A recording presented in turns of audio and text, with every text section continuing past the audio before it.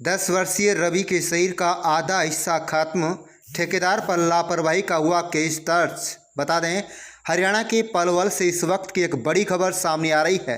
Rasulpur railway flyover का धीमी गति से चल रहा निर्माण कार्य दर्जन भर से अधिक गांव के लोगों के लिए पिछले लंबे समय से नासूर बना हुआ है।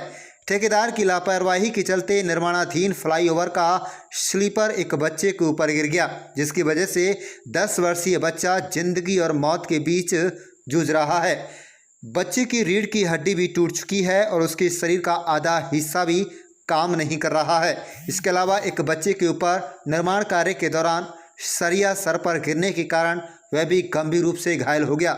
हालांकि अब उस बच्चे की हालत सामान्य है।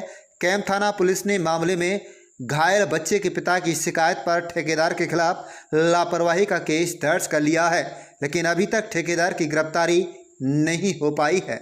आप देख रहे हैं पलवल ब्यूरो रिपोर्ट।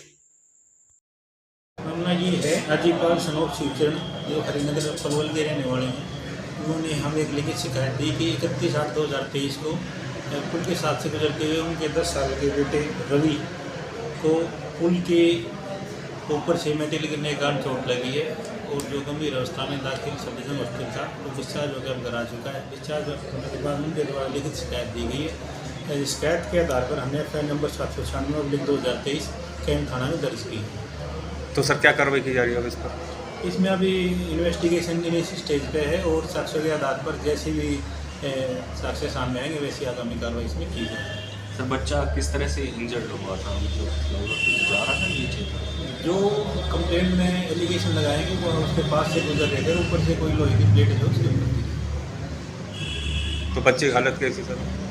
अब सामान्य हालात है, लेकिन उसकी जो बैकबोन है उसमें इंजरीज काफ़ी ठीक हुई।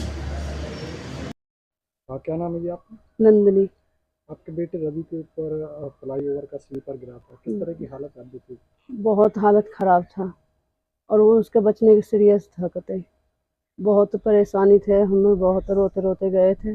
जब जाए करके बोल रहे हैं, आदमी को भी नहीं बताए थे हमने, जा करके उसे फिर पता चला, जा करके बहुत रो रहा था वो। मैं रो रही थी, वैसे उसे नहीं पता, बेहोश पड़ा था। अपने मुंह से भाप दिए थे उसे, भाप देने के बाद जब थोड़ा सा हुआ करके रोया था, रोने के बाद फिर बेहोश हो गया था।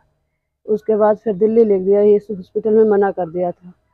गए थे हम पे, वैसे मजदूर आदमी है, काम धंधा है नहीं हम पे, और वैसे दिक्कत हो रहा है पैसा वैसा इलाज के लिए, और ठेकेदार अभी तक आया नहीं है। उसके बाद अभी देखने को भी नहीं आया, ना हॉस्पिटल में आया, कोई कार्रवाई कर नहीं रहा है हमारे लिए। बच्चे की बहुत हालत ख़राब है, चल नहीं सकता है, न बैठ ना सकता है, न वो खाली ऊपर से छाती तक सही है और नीचे नीचे हिस्सा बेकार होया पड़ा है, न लौट सकता है न बैठ सकता है वो ढंग से, और रोता रहता है। जी, ठेकेदार की।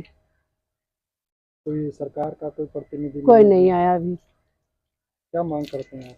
हम मांग करते हैं कि हॉस्पिटल में बढ़िया से इलाज करवाए और पैसा देना चाहिए उसे इलाज के लिए। मुझे नहीं है, क्यों उधार लेकर के हमने 70,000 रुपये कर दिए, कर्ज लेकर के जब इलाज करवाए थे जी, और पड़ोसिन पे तो चंदा उगाए थे, जब जाके दिए उसने 12,000 रुपये करा था, वो भी लग गया। अब नहीं है, सुबह जाना है हमें, पैसा की है नहीं, पैसा नहीं है हम पे।